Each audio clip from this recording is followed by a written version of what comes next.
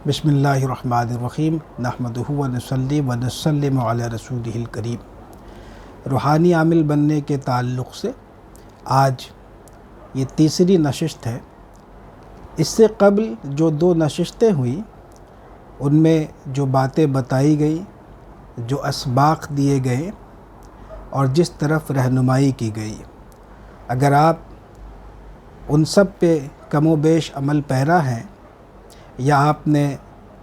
उन पे अमल करना शुरू कर दिया है और हत्तल उसा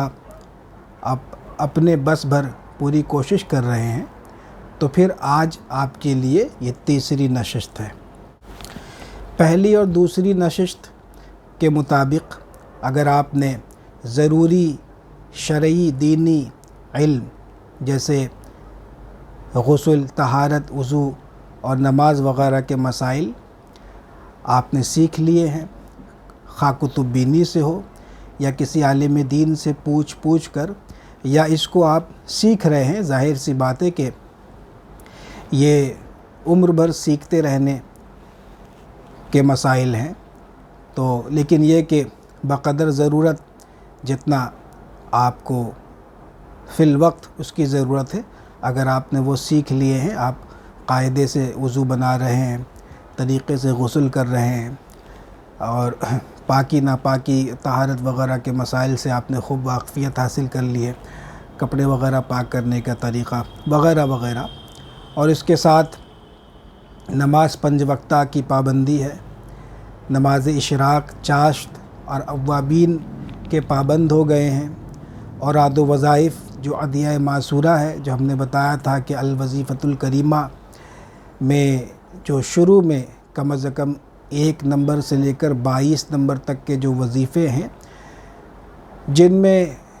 अदिया मासूरा ही है जो मुख्तलिफ़ अहादीस में आए हैं और वो उसका एक मजमुआ है।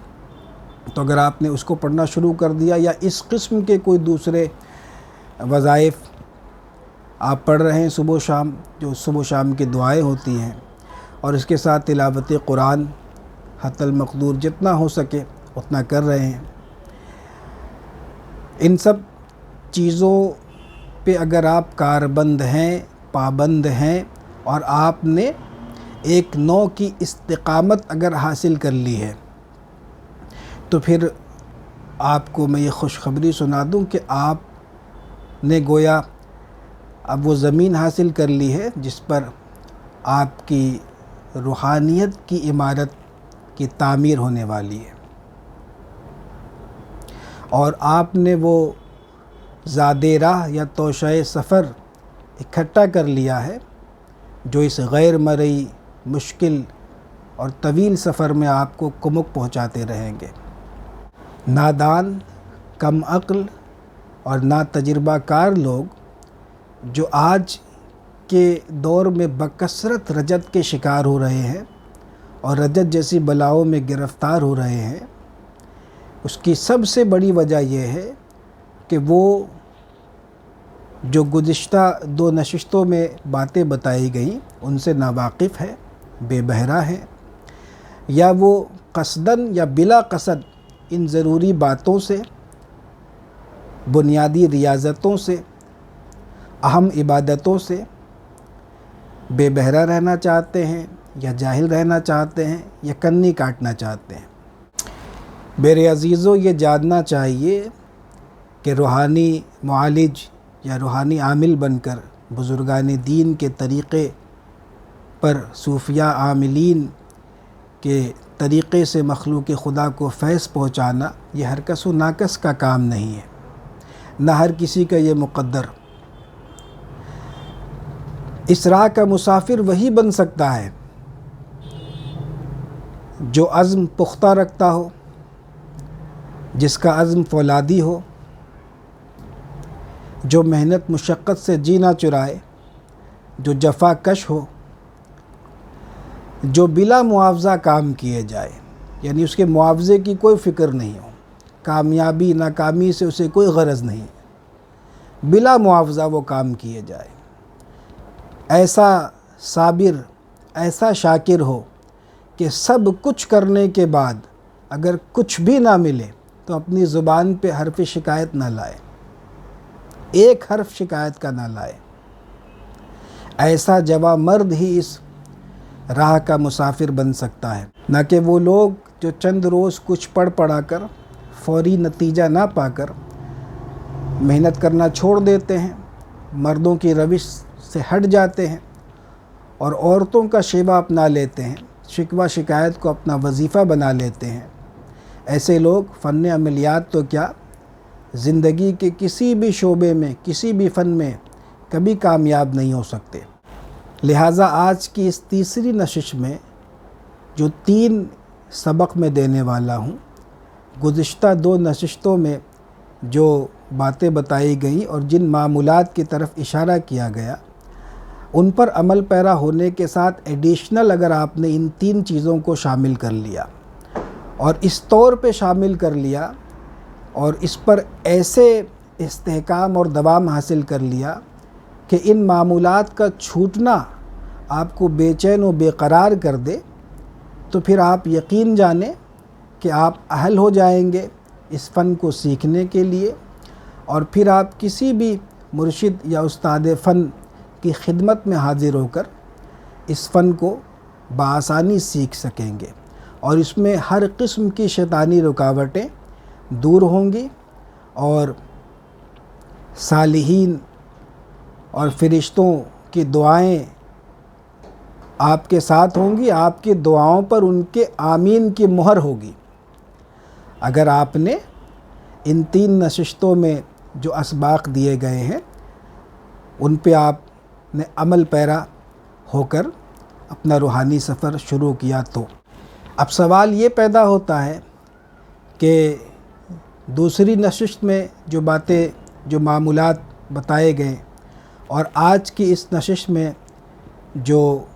ایک معمول اور 2 اصول جو میں بتاؤں گا، ان تمام چیزوں پر استحکام اور دوام حاصل ہونے کی مدت کیا ہے؟ تو اس پر ہر ایک سالک،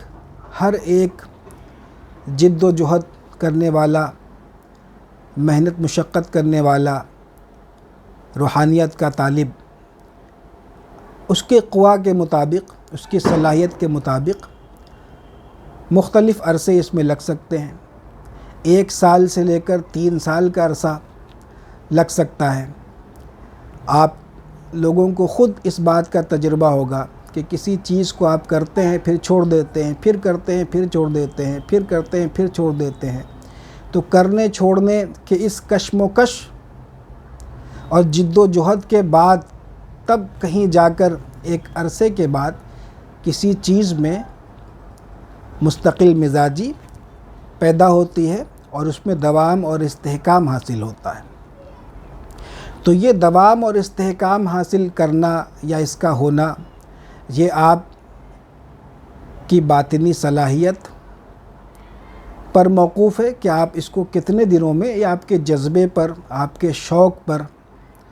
یہ ڈیپینڈ کرتا ہے کہ آپ اسے کتنے دنوں میں آپ ان سب چیزوں کے پابند اس طور پر ہو جائے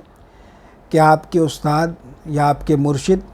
کو آپ کے ان معمولات کی پابندی پر اعتماد اور یقین ان کو حاصل ہو جائے، یعنی کہ ان کو اس بات پر یقین ہو جائے کہ ہاں اب آپ بالکل پابند ہو گئے ہیں ان معمولات کے۔ تو یہ 1 سال سے لے کر 3 سال کے عرصے تک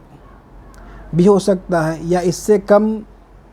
کا زمانہ بھی لگ سکتا ہے، یا اس سے زیادہ بھی وقت لگ سکتا ہے۔ تو اس میں گھبرانے کی بات نہیں ہے، بس عزم مصمم اور طلب صادق دل میں رکھنی ہے۔ انشاءاللہ تعالی آپ منزل نشیں ہوں گے، اور خیر و عافیت کے ساتھ منزل نشیں ہوں گے، بامراد ہوں گے، کامیاب ہوں گے۔ آج کی تیسری نشست کا جو پہلا سبق ہے وہ ہے نماز تہجد۔ یہ وہ پیرامیٹر ہے جس سے آپ کی روحانیت کی پیمائش ہوتی ہے، یعنی آپ کے اندر کس قدر روحانیت ہے، اس کا پیمانہ نماز تہجد ہے۔ یہ وہ آداب روحانی ہیں جس کو بجا لائے بغیر سالک کا سلوک مکمل نہیں ہوتا اور عاملین کے اعمال ناقص اور بے اثر رہتے ہیں۔ لہٰذا اگر آپ نے فرائض کو ادا کرنے کے ساتھ اشراق، چاشت، اوابین کی پابندی کے ساتھ اگر آپ نے نماز تہجد کو بھی اپنا نصب العین بنا لیا اور اس طور پر کاربند ہو گئے، پابند ہو گئے کہ اس کا چھوٹنا آپ کو بے چین و بے قرار کر دے، تو پھر آپ سمجھ لیں کہ آپ اس وقت بالکل آپ کسی بھی روحانی سفر کے لیے آپ بالکل بھی تیار ہوں گے۔ نماز تہجد وہ اولین زینہ ہے جس پہ چڑھ کے سالک روحانی مدارج طے کرتا ہے۔ اللہ تبارک و تعالیٰ کا ارشاد ہے وَالَّذِينَ يَبِيتُونَ لِرَبِّهِمْ سُجَّدًا وَقِيَامًا، یعنی یہ وہ لوگ ہیں جو سجدے اور قیام میں اپنی رات گزار دیتے ہیں۔ تو پوری شب بیداری کا بھی نہیں، اخیر وقت میں اٹھیے، طلوع فجر سے قبل تہجد کی نماز کم از کم 2 رکعت ادا کیجیے، اور زیادہ جس قدر ہو اللہ توفیق دے 4، 8، 12۔ حضرت جابر رضی اللہ تعالی عنہ سے مروی ایک حدیث ہے، امام مسلم رضی اللہ تعالی عنہ نے اس کو روایت کیا۔ مفہوم حدیث یہ ہے کہ رات کے وقت ایک ایسی گھڑی، ایک ایسی ساعت ہر شب میں آتی ہے کہ جس میں بندہ مومن اللہ تبارک و تعالیٰ سے دنیا و آخرت کی کوئی چیز طلب کرے تو اللہ تعالیٰ اسے عطا فرما دیتا ہے۔ تو یہ اتنی بڑی نعمت، اتنی بڑی دولت یہ تہجد گزاروں کو ہی تو میسر آ سکتا ہے نا۔ جو لوگ تہجد گزار نہیں ہیں، جو طلوع فجر سے قبل اٹھنے کے عادی نہیں ہیں، وہ استقبال فجر کا بھی لطف نہیں اٹھا سکتے۔ تو یہ کتنی بڑی بات ہے۔ لہٰذا اللہ تبارک و تعالیٰ سے اس آداب روحانی یعنی نماز تہجد کی توفیق مانگنی چاہیے کہ اللہ تعالیٰ ہمیں اس کا پابند بنائے۔ جیسا کہ ہم نے عرض کیا کہ یہ وہ پیرامیٹر ہے جس سے آپ کے روحانی درجات کا تعین ہوتا ہے، اس کی پیمائش ہوتی ہے۔ تو اللہ تعالیٰ ہم سب کو نماز تہجد کا پابند بنائے۔ نمبر 1۔ نمبر 2، فنائے نفسی، یعنی اپنے اخلاق رذیلہ کو اخلاق حمیدہ سے بدل دینا۔ غیبت کو ذکر خیر سے بدل دینا، غصے کو عفو و درگزر سے بدل دینا، لالچ کو قناعت سے تبدیل کر دینا، حسد کو غبطہ یا رشک سے بدل دینا۔ غرض یہ کہ جتنے برے صفات ہیں، جتنے برے اخلاق ہیں، ان کی اصلاح کرنا، اسے فنائے نفسی کہتے ہیں۔ بسیار خوری کو کم کھانے سے، زیادہ سونے کو کم سونے سے، یاوہ گوئی یا زیادہ بولنے، لغویات بکتے رہنے کو کم گوئی یا چپ رہنے سے، خاموش رہنے سے بدل دینا۔ غرض یہ کہ اخلاق ذمیمہ، اخلاق رذیلہ کی ایک طویل فہرست ہے، جسے آپ کتب تصوف وغیرہ میں جیسے امام غزالی رحمۃ اللہ تعالی علیہ کی کتاب جیسے کہ منہاج العابدین ہے یا احیاء العلوم ہے وغیرہ، ان سب کتابوں کا آپ مطالعہ کریں گے تو اس میں تفصیل کے ساتھ اخلاق رذیلہ کا ذکر اور اس مرض کی دوا اور اس کا علاج وہاں پہ موجود پائیں گے۔ اور پھر یہ کہ مختلف کتابوں میں، علماء کی تقاریر میں اکثر ایسے مضامین آتے ہیں، آپ ان کو سنیں، پڑھیں اور اپنے اخلاق رذیلہ کی معرفت حاصل کر کے اس کو اخلاق حمیدہ سے بدلنے یا اخلاق حمیدہ کو پیدا کرنے کی کوشش کریں، کیونکہ ہوتا یہ ہے کہ اخلاق رذیلہ دب جاتے ہیں، بالکل فنا نہیں ہوتے، دب جاتے ہیں یا ان کا مصرف بدل جاتا ہے۔ جیسے وہ غصہ کرتا تھا ناجائز، تو اب جائز غصہ اس طور پر ہوگا کہ کوئی غیر شرعی امور دیکھے تو اسے غصہ آئے گا۔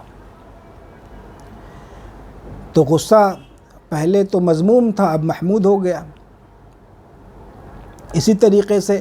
اگر وہ کنجوس تھا تو پہلے جو جائز ضرورتیں ہیں اہل و عیال کی، اسے کرنے سے بھی کتراتا تھا، لیکن اب اس کے کنجوسی کا مصرف بدل کر یہ ہوا کہ اس نے جائز ضرورتیں جو اہل و عیال کی یا اپنے اوپر خرچ کرنے کی اس نے کرنا شروع کر دیا، انفاق فی سبیل اللہ بھی کر رہا ہے، اور کنجوسی باقی ہے لیکن گناہوں کے کام میں خرچ کرنے سے اب وہ کنجوسی کرتا ہے۔ تو کنجوسی ہے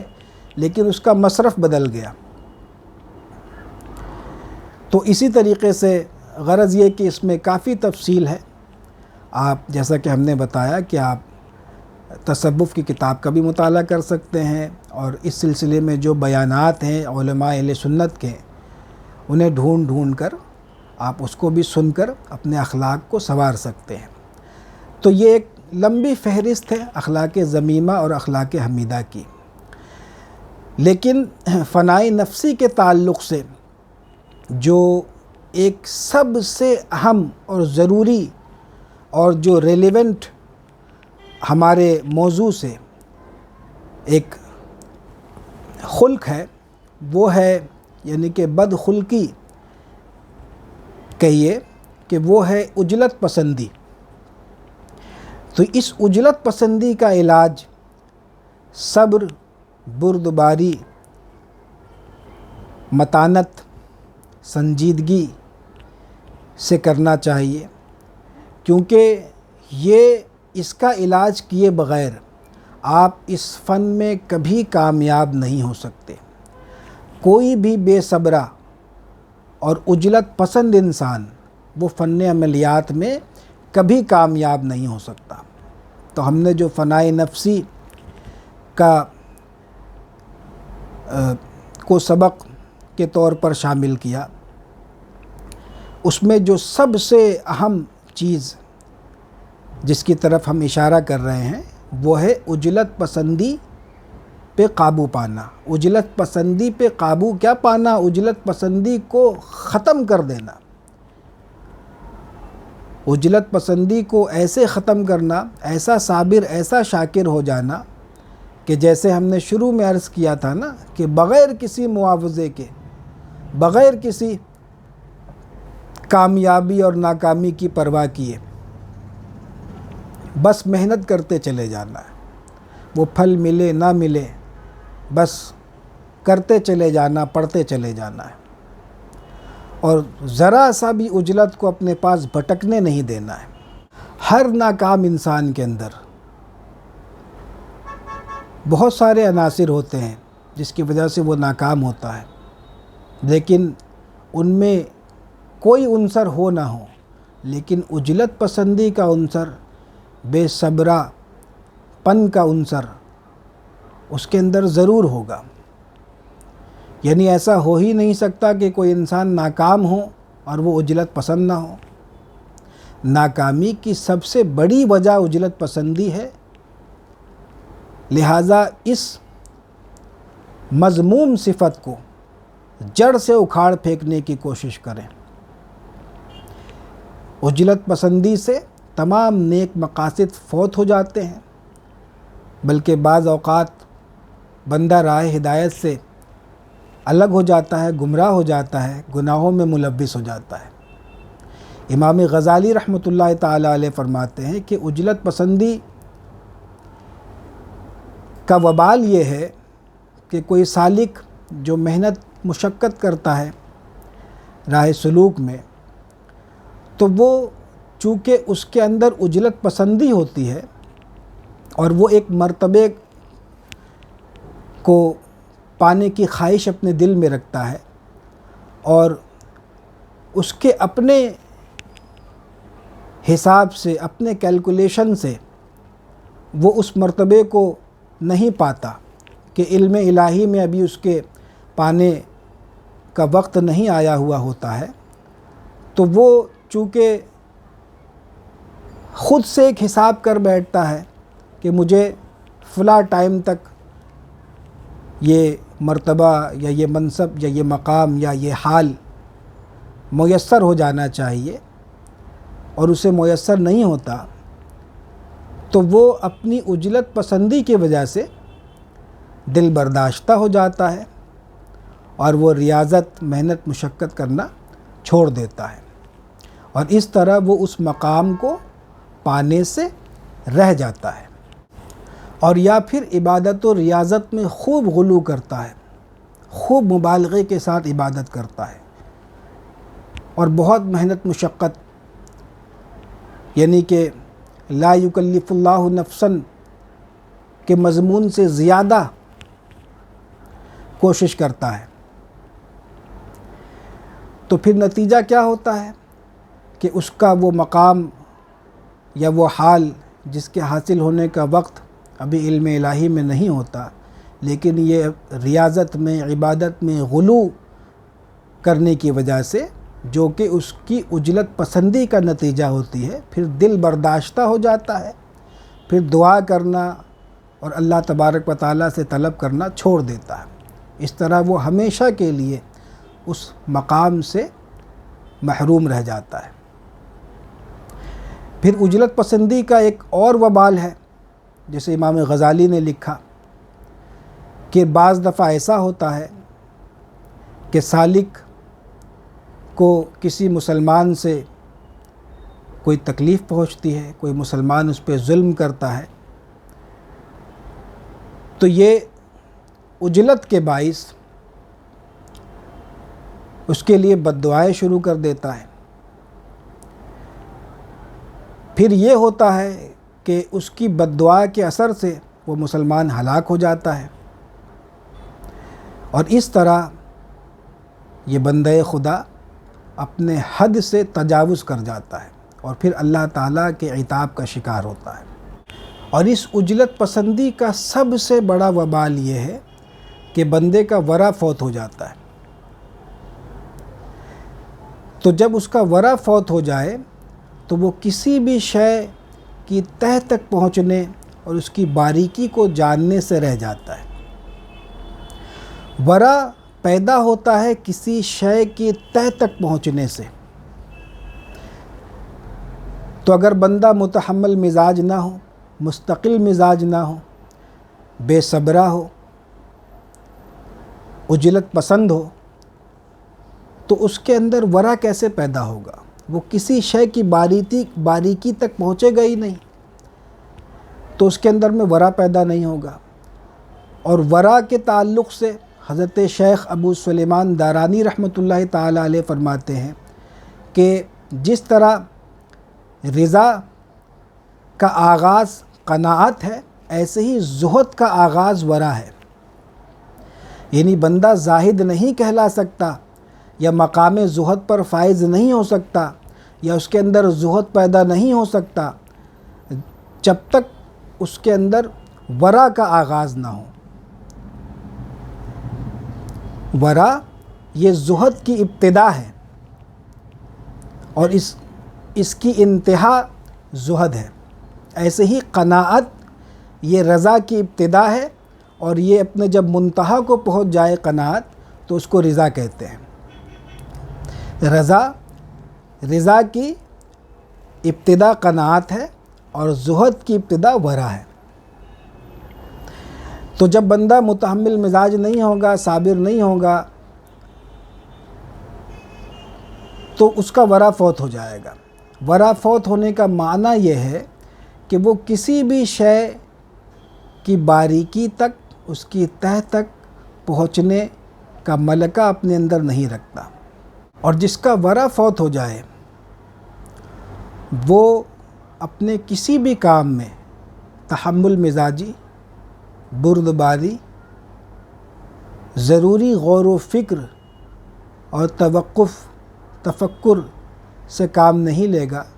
بلکہ ہر کام میں وہ عجلت پسندی اور جلد بازی کا مظاہرہ کرے گا، جس کے نتیجے میں لغزش کھائے گا اور منازل خیر و استقامت کے حصول سے رہ جائے گا، اپنی ضروری اور بنیادی حاجتوں کو پانے سے بھی محروم رہے گا۔ تو یہ عجلت پسندی کے نتیجے میں جو ورع کا فوت ہونا ہے، یہ راہ سلوک کی ابتدائی رکاوٹیں ہیں، اور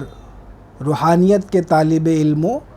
کے لیے یہ بہت بڑی رکاوٹ ہے جو شروع ہی میں پیش آتی ہے۔ تو اس پہ قابو پانا، اس کا علاج کرنا، اور اس بری صفت کو، عجلت پسندی کی اس مذموم صفت کو جڑ سے اکھاڑ پھینکنا، یہ نہایت ضروری ہے۔ نمبر 3 ہے توبہ صحیحہ۔ اپنے ہر قسم کے گناہوں سے تائب ہونا، اللہ تعالیٰ کی بارگاہ میں توبہ کرنا، استغفار کرنا، اور یہ عزم کرنا کہ زندگی میں دوبارہ کبھی اس گناہ کے قریب نہیں بھٹکیں گے۔ تو جب آپ توبہ صحیحہ کریں گے تو بالکل ایسے پاک ہو جائیں گے، جیسا کہ حدیث کا مفہوم ہے کہ توبہ کرنے والا ایسے پاک ہو جاتا جیسے اس کی ماں نے اسے آج جنا ہو، جیسے نوزائیدہ بچہ ہوتا ہے، بالکل گناہوں سے پاک۔ تو اپنے ہر قسم کے چھوٹے بڑے گناہوں سے توبہ کرنا، استغفار کرنا، اور یہ ایک تسلسل کا عمل ہے۔ توبہ ایک تسلسل کا عمل ہے، یعنی توبہ پہ استقامت توبہ کرتے رہنے سے ہی حاصل ہوتی ہے۔ تو توبہ کرنا، کیونکہ بغیر توبہ کیے اپنے گناہوں سے آپ اس راہ سلوک کے سفر میں جانے یا چلنے کے اہل نہیں ہو سکتے۔ یعنی اس کی اولین شرط یہ ہے کہ آپ سب سے پہلے اپنے تمام گناہوں سے توبہ کریں، کیونکہ اگر آپ سچی توبہ نہیں کریں گے تو آپ کے اعمال جو ہیں، جو عبادات ہیں، وہ بے رونق ہوں گے، اور آپ اس کو محض ایک فارمیلٹی یا ڈیوٹی یا عادت کے طور پر آپ اس کو ادا کریں گے۔ آپ کو اس عبادت میں کوئی لذت محسوس نہیں ہوگی، کوئی روحانی لذت یا تاثیر آپ اس میں ہرگز محسوس نہیں کریں گے جب تک کہ آپ اپنے گناہوں سے تائب نہ ہو جائیں۔ تو جو بندہ مکمل طور پہ تائب نہیں ہوتا ہے اور معاذ اللہ رب العالمین اگر کسی بڑے گناہ میں ملوث ہے، تو اس کا نماز پڑھنا اور نوافل ادا کرنا اور روزے رکھنا، وہ خود اس بات پہ غور کرے گا کہ وہ اس کو کر تو رہا ہے، لیکن اس کے کرنے سے جو ایک روحانی تاثیر یا لذت جو پیدا ہونی چاہیے، وہ محض اسی التواء توبہ کی وجہ سے وہ نہیں پیدا ہو پا رہی ہے۔ توبہ کو ملتوی کرنے کی وجہ سے وہ اس روحانی لذت کے حصول اور اس کی تاثیر سے محروم ہے۔ آپ جس راہ کے مسافر بننا چاہتے ہیں، یہ دراصل راہ سلوک ہے، اسے آپ روحانیت کی راہ بھی کہیے۔ تو یہ جو راہ ہے، اس میں چلنے والا جو سالک ہوتا ہے یا محنت کرنے والا، مشقت کرنے والا، عزائم پڑھنے والا جو عامل ہوتا ہے، صوفیہ کے طریقے پر، عامل محض کی بات نہیں بلکہ صوفیہ کے طریقے پر، جو سلوک کے طریقے پر اعمال بجا لاتے ہیں، تو وہ ہمیشہ ایک روحانی فضا میں رہتے ہیں، انہیں ہمیشہ ایک روحانی فضا میسر ہوتی ہے یا رہتی ہے۔ تو جب بندہ کسی گناہ میں ملوث ہوگا تو وہ اس روحانی فضا میں نہیں رہ سکتا، میں اس کی ایک مثال دے کر کے آپ کو سمجھاؤں گا کہ ہر قسم کے گناہوں کی الگ الگ نحوستیں ہوتی ہیں، جس کا ذکر آپ احادیث میں، آثار میں اور قرآنی آیات میں بھی آپ کو دیکھنے سننے کو ملے گا۔ اس وقت مجھے بہت زیادہ مستحضر نہیں ہے، لیکن ایک مثال میں دے کر کے یہ بات سمجھانا چاہوں گا کہ ہر قسم کے گناہ کی ایک نحوست ہوتی ہے، تو وہ نحوست جو ہے وہ آپ کی اس فضا کو خراب کر دے گی، یعنی کہ وہ روحانی فضا جس میں آپ کا رہنا مقصود ہے۔ اب مثال کے طور پر ایک حدیث ہے جو بڑی مشہور حدیث ہے کہ حضور اقدس صلی اللہ تعالی علیہ وسلم ارشاد فرماتے ہیں کہ جب بندہ جھوٹ بولتا ہے تو اس کے منہ سے ایک بدبو ایسی نکلتی ہے کہ جس کی وجہ سے فرشتے اس سے دور بھاگ جاتے ہیں۔ تو اس حدیث کو اور جھوٹ کے گناہ کے اس وبال کو اگر ہم ذہن کے حاشیے میں محفوظ رکھیں گے تو اس پر قیاس کر کے آپ دوسرے گناہ جو بڑے گناہ ہیں، معاذ اللہ غیبت ہے، بہتان ہے، زنا ہے، لواطت ہے اور پتہ نہیں کیا کیا، تو ان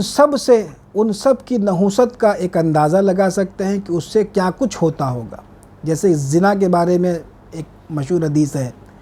کہ جب بندہ زنا کرتا ہے تو اس کا ایمان معلق ہو جاتا ہے اس کے سر کے اوپر، یعنی کہ وہ اس وقت ایمان سے خالی ہو جاتا ہے۔ تو کہنے کا مطلب یہ ہے کہ تقریب فہم کے لیے ہم نے یہ بات سمجھائی کہ سالک کو یا عامل کو ہمیشہ ایک روحانی فضا کی ضرورت ہوتی ہے، یعنی وہ ہمیشہ ایک روحانی فضا میں رہتا ہے اور اسی میں ترقی کرتا جاتا ہے۔ لیکن جیسا کہ ہم نے وہ حدیث بتائی کہ فرشتے دور بھاگ جاتے ہیں، تو فرشتوں کا دور بھاگنا کیا ہے؟ یہی ہے نا کہ پہلے وہ فرشتوں کی مائیت میں تھا، تو فرشتوں کی مائیت ایک روحانی فضا ہے، فرشتوں کا دور بھاگنا اس کا اس روحانی فضا سے محروم ہو جانا۔ تو طاعات کے بجا لانے سے روحانی فضا میسر ہوگی جو ہمیں اس راہ میں، اس سفر میں جو ہمیں جس کی ضرورت ہے، اور گناہوں سے آلودہ ہونا اور اس میں ملوث رہنا، گناہوں میں معاذ اللہ رب العالمین کسی گناہ میں اڑا رہنا، یہ بالکل ایسا ہی ہے کہ ہمیں روحانی فضا سے دور کرنا، بلکہ معاذ اللہ بعض دفعہ تو روحانی فضا سے نکال کر کے شیطانی فضا میں خود کو داخل کر دینا ہے۔ تو سب سے پہلے آپ توبہ کریں گے، اور اس کے بعد جب آپ ان 3 اسباق پہ عامل ہو جائیں گے، تہجد کے پابند ہو گئے، اخلاق ذمیمہ کو اخلاق حمیدہ سے بدلنے کی صحیح اور کوشش کرنے لگے، دل و جان سے آپ اس کام میں لگ گئے، پھر اس کے بعد کھوج کر اپنے گناہوں کو کھوج کر آپ نے اس سے توبہ کر لی، اور حتی الوسع آپ گناہوں سے پھر بچنے کی مکمل کوشش کرنے لگے، اور ان تمام چیزوں پر آپ نے استقامت اور دوام حاصل کر لیا۔ تو اب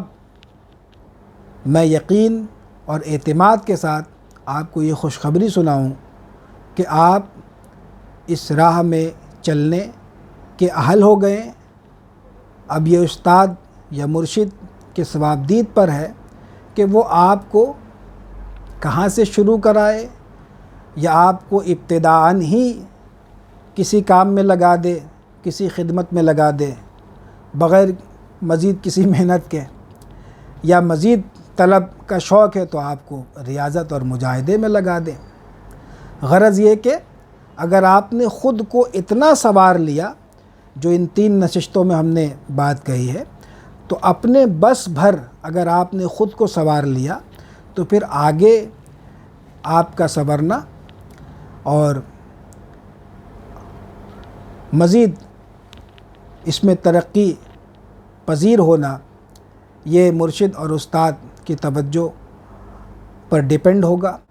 کہنے کا مطلب اور اس پوری گفتگو کا ماحصل یہ ہے کہ آپ کسی بھی استاد یا مرشد کے پاس فن عملیات کو سیکھنے کے لیے جانے سے قبل اگر آپ نے ان 3 نشستوں میں جو باتیں بتائی گئیں ان پر آپ عمل پیرا ہو گئے تو آپ یہ سمجھیں کہ آپ اب اس فن کو سیکھنے کے اہل ہیں۔ یعنی کسی بھی استاد یا مرشد کے پاس جانے سے قبل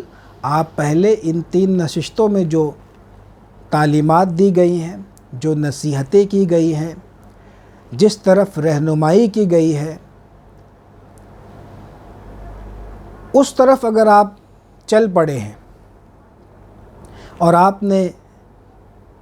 ان معمولات کو اپنی زندگی کا حصہ بنا لیا ہے، اپنی عادت ثانیہ بنا لی ہے، اپنا نصب العین بنا لیا ہے اور اپنی زندگی کا مقصد بنا لیا ہے، تو پھر آپ یقین اور اعتماد کے ساتھ پھر اس فن کو سیکھنے کے لیے مرشد یا استاد کی خدمت میں حاضر ہو سکتے ہیں۔ غرض یہ کہ ان 3 نشستوں میں بتائی گئی باتوں کو نظر انداز کر کے اگر آپ اس فن کو سیکھنے کا ارادہ کریں گے تو آپ روحانی علوم نہیں بلکہ شیطانی علوم سیکھ سکتے ہیں، لیکن روحانی علوم آپ کبھی نہیں سیکھ سکیں گے۔ تو اللہ تبارک و تعالی ہم سب کو علم نافع اور خیر کثیر عطا فرمائے۔